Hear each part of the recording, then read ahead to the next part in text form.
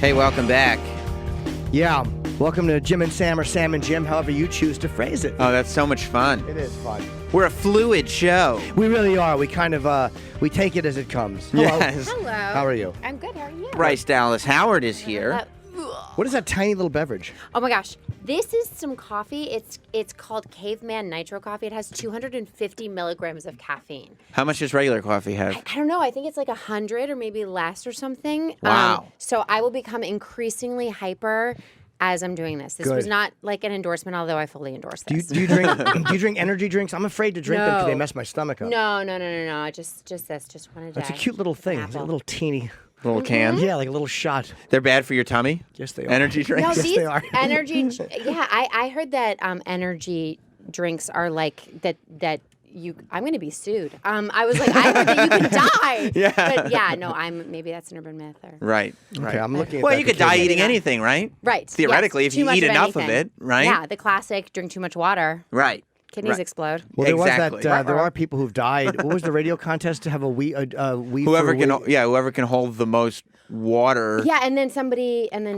They died. Yeah. No, that's real. And that was Yeah. the end of the contest. Yeah, And no, that's- that's for real. That's Yeah. intense. Yeah, that happened to radio. Like, you can't do any more of, like, who can eat the most or who can piss the most or who can do... Because they're like, no, that lady died, so Yeah. nobody else is ever doing anything like that again. Yeah, but it's kind of, it's sort of like this sociological experiment a little bit. It's like, it's that pressure of doing something live or needing to perform, and then you push yourself beyond what your body can sustain. Right, because in hindsight, like, it'd probably be like, oh, yeah, I really obviously shouldn't have done that. Yes. But yes. now, but in Yeah. that moment, it was like, everything's happening, and I want to get that we, and then everybody's listening, and I'm just going to keep going, and I'm Yes. going to win, and Yeah. then you die. You're Yikes. going for. I wanted to ask you too. You're going back for a diploma, and I'm fascinated gosh. by people who do that. Well, this has been going on for over a decade. I mean, I left school to start working, and When did you leave? 'Cause I dropped out of high school, so I'm hoping that you did too. oh no, not high school. No. I I like finished. other uneducated people. No, Eighth grade. I left after eighth grade. There's a lot of different ways to be educated, but I think I finished like 2.5 years of school. Oh, okay. And so I've been kind of like chugging away at it, and I'm gonna come back so I can actually do it properly. Do you really feel like you didn't like? I mean, Jodie Foster went to college after she was a huge star. Is it like a break from being famous, or do you just feel incomplete? I don't understand. Because I never wanted to. I kind of like that I've had a good life without high school, but some people just go back and finish the education. Honestly, it's not. I mean, I like completing things. I've got kids. I sort of like to be able to like hold that over them, you know. But I think, Right, because you can't tell them to go to college. They're Right. Like, you didn't even finish, Mom. Exactly. Although I probably won't tell them to go to college. That's awfully expensive. But but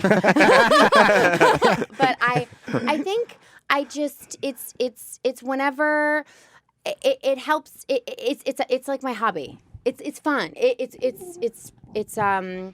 It's like giving myself, it's like the contest that we were talking about on the radio program, creating a pressured circumstance so that you're like forced Right. to grow in a way or forced to challenge yourself. What are you learning? Like, what are you studying? Well, interestingly enough, like I was getting drama. I was getting my degree in drama, but then since then I've actually focused more on writing and sociology. So it might actually turn out that I have more. Can't they just give credits. you a degree in drama, though? I feel like they should give you some Yeah. kind of study abroad credits, like when you are in a whole bunch of movies. Well,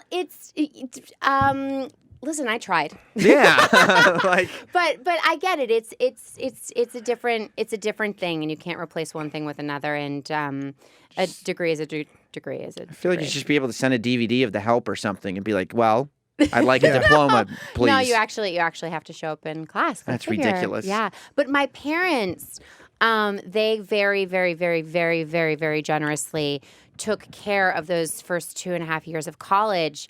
And in the going back, I'm like, so we're gonna restart this, yeah? And they're like, are you kidding me? Right. All right, like, what a waste. No. Are they in So- show business? My parents? Yeah. My dad is. Okay, no, I'm kidding. They put that on a prep sheet. They wrote that on the prep sheet. Her father is Ron Howard. Oh, Oh, that'll be fun. That's very polite of you.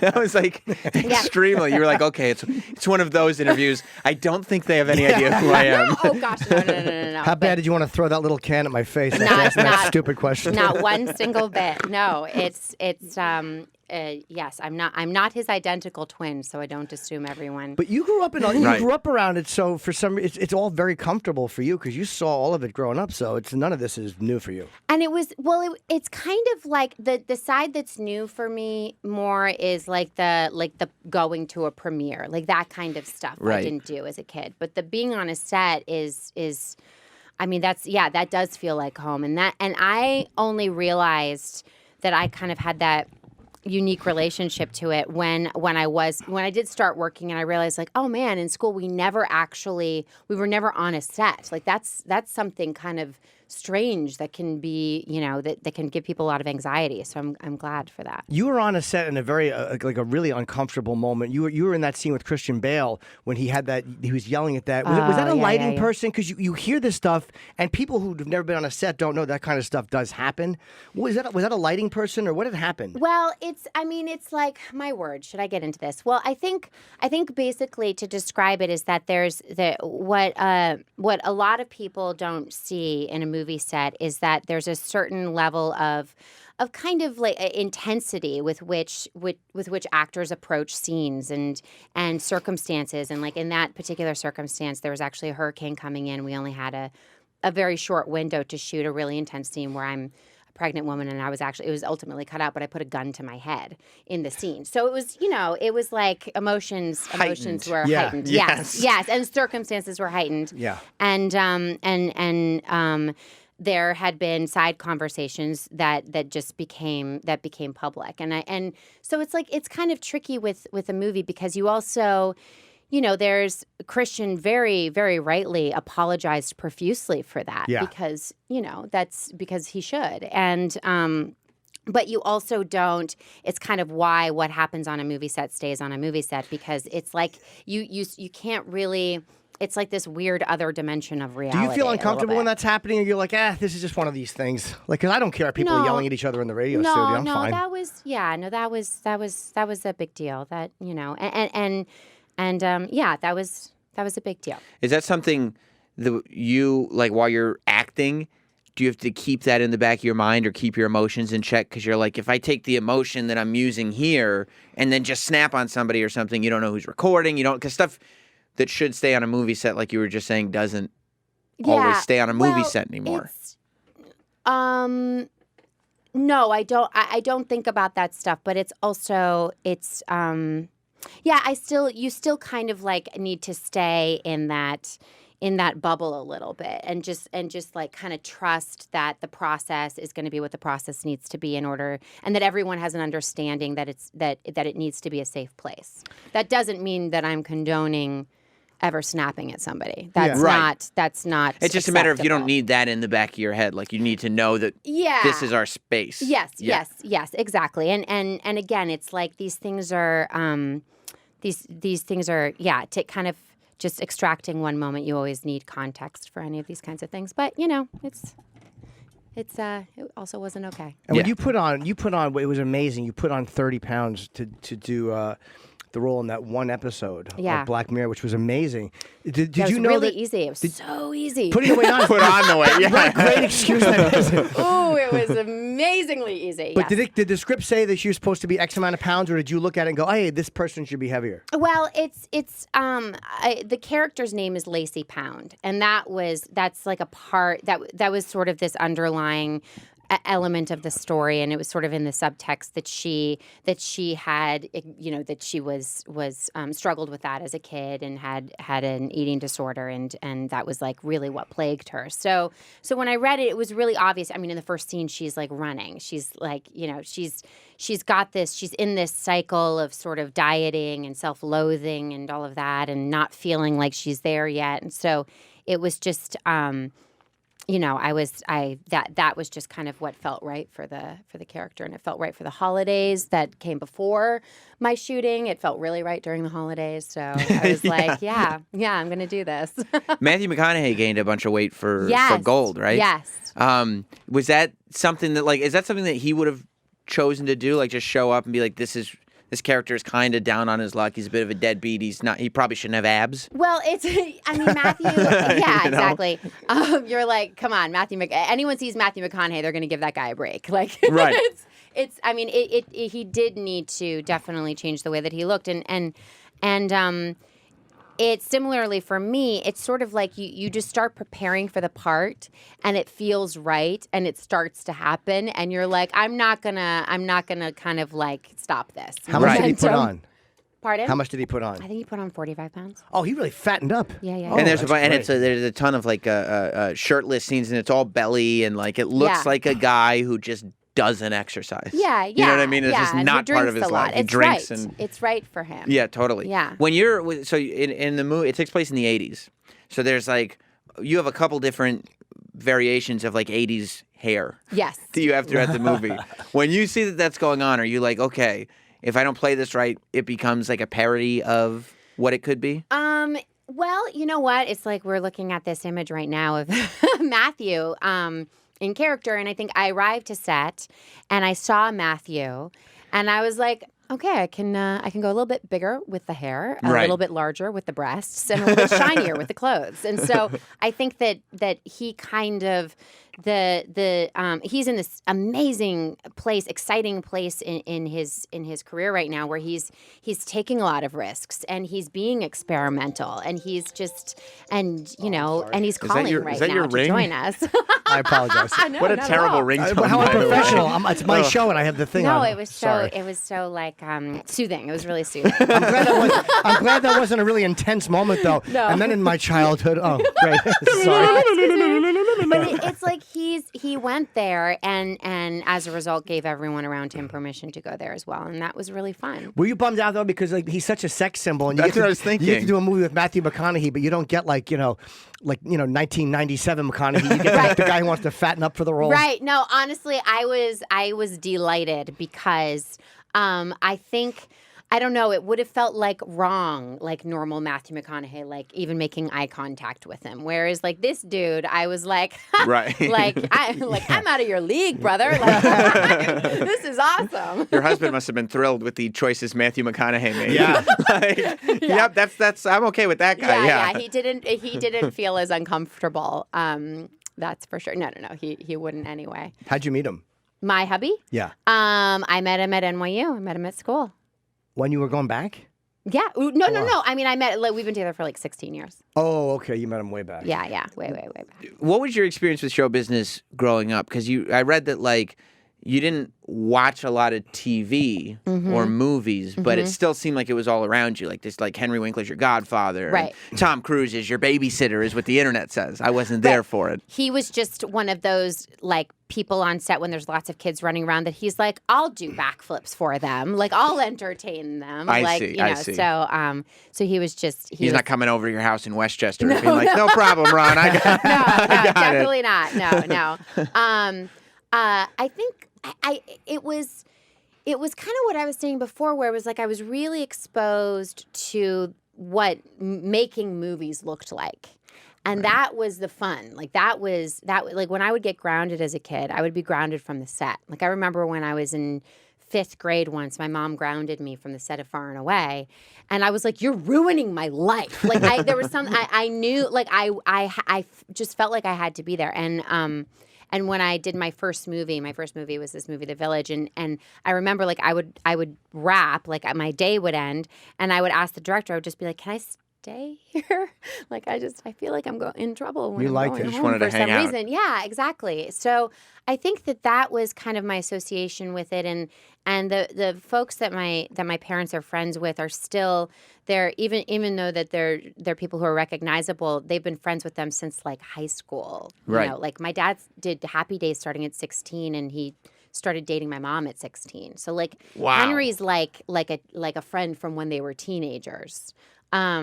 So it's a lot of those kinds of relationships and dynamics, and honestly, it's like a lot of people, like I get questions like, oh, like Hollywood, like crazy Hollywood, all this kind of stuff. And I'm like, what crazy Hollywood? Like the Howards are like, it's a pretty folksy, innocent situation going on. Right. And he was on set since he was a kid, though. I mean, your father was Yeah. on set since he was, 8 years old or Four. 4? Yeah. 4. So what did his parents? So where does the strong foundation like begin? Grandparents. Yeah. Grandparents for sure. My granddad, he's still an actor. He's 88 years old. My grandmother was an actress. They got together they're from Oklahoma. And my dad was born in Oklahoma, and they didn't have childcare, and so they would just bring my dad to auditions that they had, and he kind of got discovered on one of those auditions. And my granddad, in particular, he was really serious about making sure that there were boundaries in place, and that my dad and then eventually my uncle as well understood that it was an adult job and an adult world, and there were certain adult responsibilities, and he didn't have to participate at all if he didn't want to.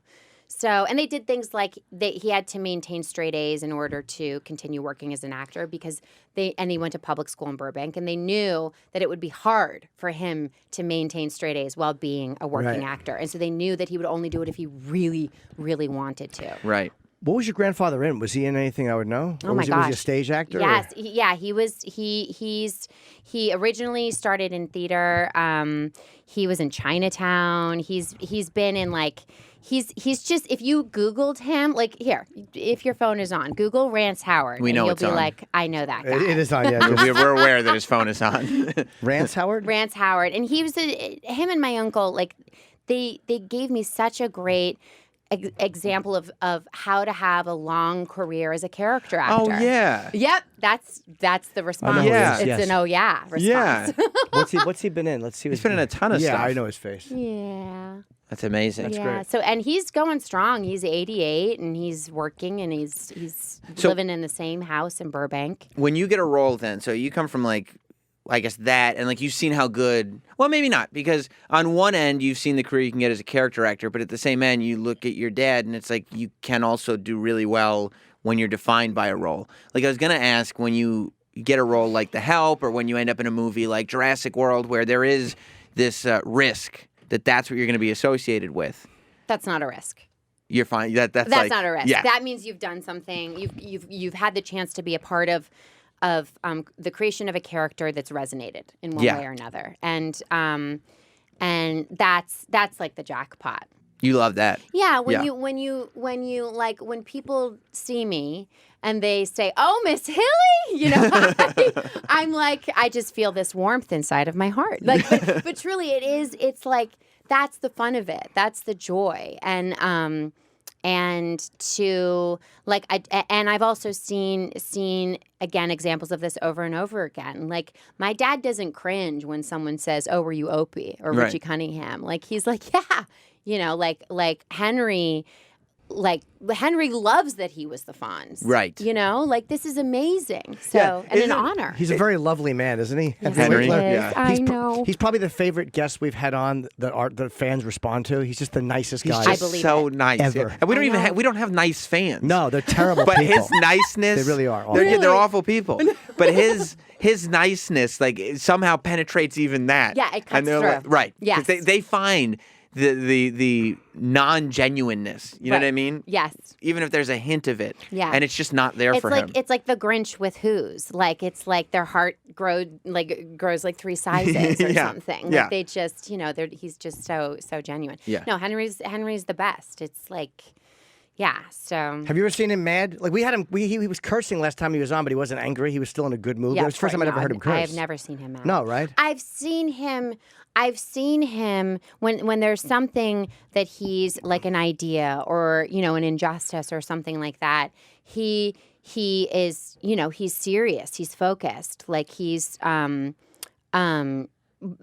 not just like a cuddly, adorable like sweetheart. Like I mean he is, but he's a really I don't know. He's just one of those kind of sage individuals who just kind of knows what's up in life, and everybody can feel it. When He they're just around always him. has that little bit of advice that you're like, oh, that's really simple. I probably should have thought of that. Yes, exactly. Yeah. Exactly. Yeah. Yeah. You have 1 minute, they're saying? Yeah. We have 1 minute. I mean, everybody should see this movie Gold. It's in theaters next Friday, January 27th. Do you have... Are you the type of person who stays proud of a project or associates like that I feel like was home, or do you just move from project to project? Well, it's both. It's like I know my role as an actor. You know, like my role as an actor is like you finish your job, you just give them everything that you could possibly give them, and then you let them do their job. And sometimes the movie will surprise you. Sometimes even the performance will surprise you. And so it's like I move on, but I'm also like, I'm excited to see how everything turns out as well. And you had to know in The Help when there was shit in the pie that would resonate.